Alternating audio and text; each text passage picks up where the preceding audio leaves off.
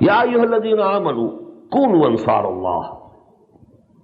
Third promise. If you wage jihad for the cause of Allah, Allah will treat you as His helpers.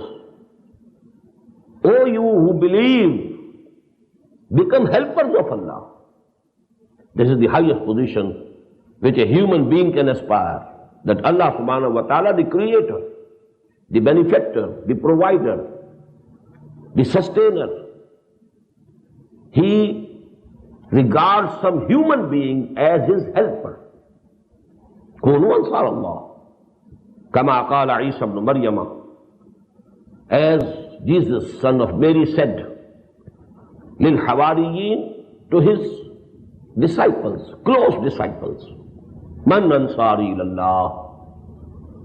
Who is going to help me towards Allah, in the cause of Allah? Who is ready to join hands with me in this struggle to make the deen of Allah supreme?